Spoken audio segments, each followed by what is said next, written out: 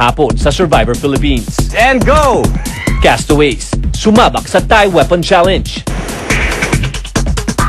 Chris, nagwagi ng masarap na steak. Para kay Chris!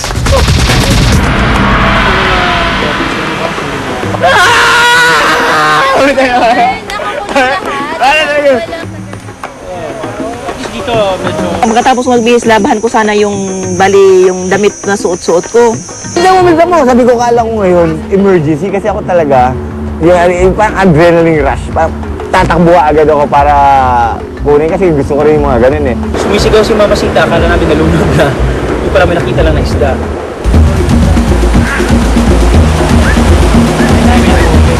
Ay, isda, laki! Uy! Oh! Bilis! Hindi mo akala ka namin kung ano nangyari, inanod na yung nilalaban niyang swimsuit niya, damit niya.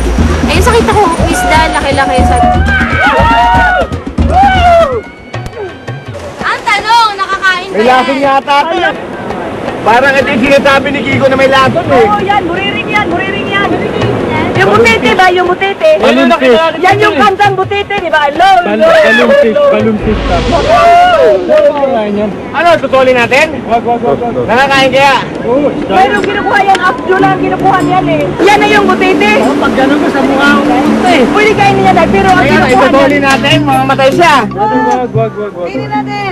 Baka mamatay tayo. Lahat kami tatanong kung pwedeng kainin yan.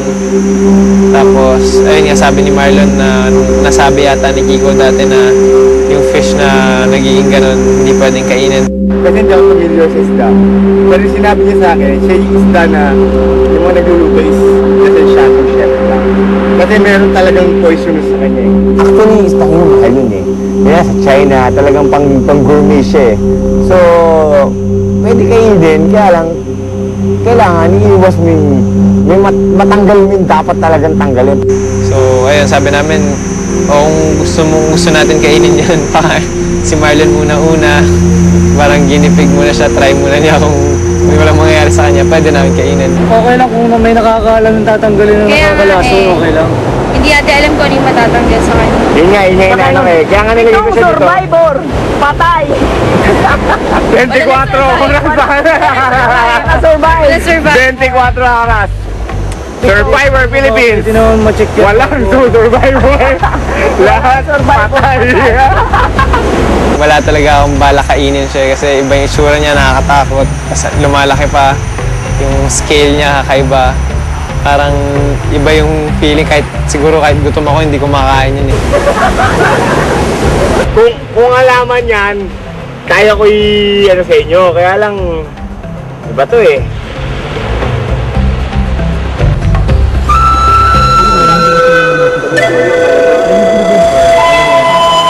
I was talking mainly with JC the entire afternoon. Parang we were talking about his girlfriend, about the favorite topic na paulit-ulit na nagasgas at pirated na rin na what would be life after Survivor. Masarap ka kwentuhan si Charisse dahil yung mga kwentuhan namin may sense, hindi yung puro lokohan lang na ano. Masaya ako na may nakakausap akong katulad ni Charisse. Okay, car fishing. Don't worry to the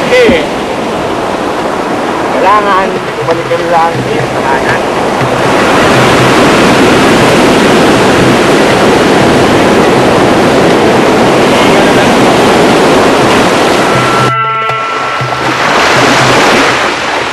Susunod, Tatanggal tayo.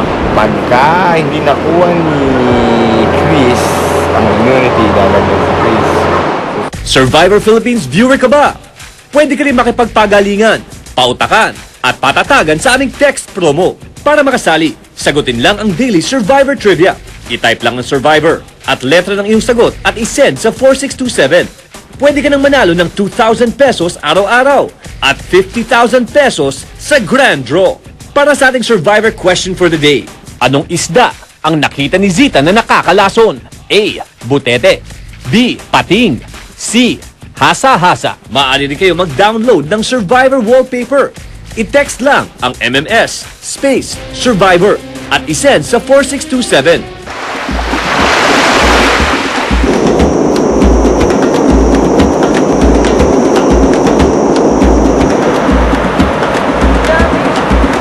Kaya nga rin na ako. Bro, nakarin na ako.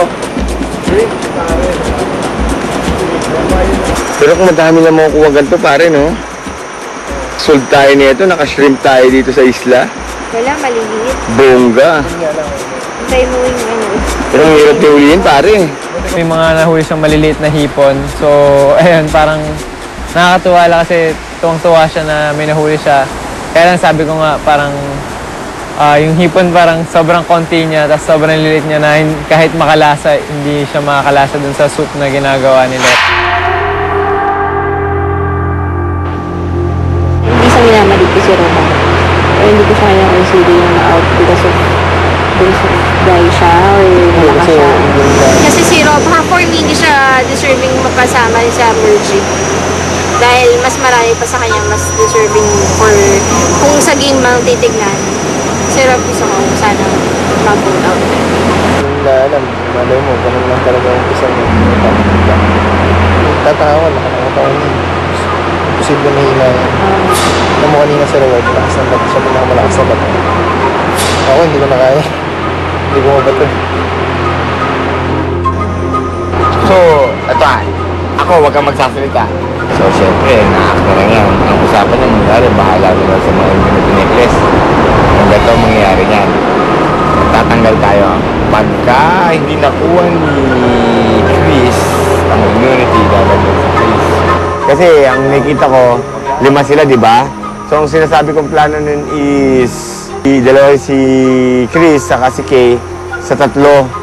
So, sinasabi ko, tatakutin ko yung dalawa, si Chris saka si Kay, na point of no return na sila. Basta ano, magtanggal muna kay isa, at least maging pantay ba, 4-4. So, kung sakaling mag-final 4, hindi dihado sila. Susunod ikaw, maglalaban na sa power 4. Kasi si Nanay Sita, maglalaban na po So, si Nanay Sita ilalaglag sa final 3. Kung sino ang makuha ng immunity necklace sa 3 na, siya yung mag-decide kung sino sila.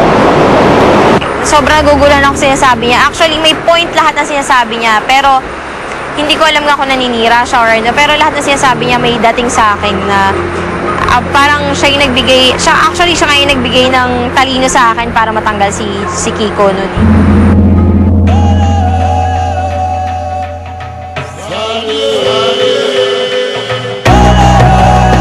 Ganda? Yung mystery dyan pare. Bakit gano'n kaganda? Ako, Therese, to tell you the truth, kahit di ako mag-dinner, with the scenery, busog na ako.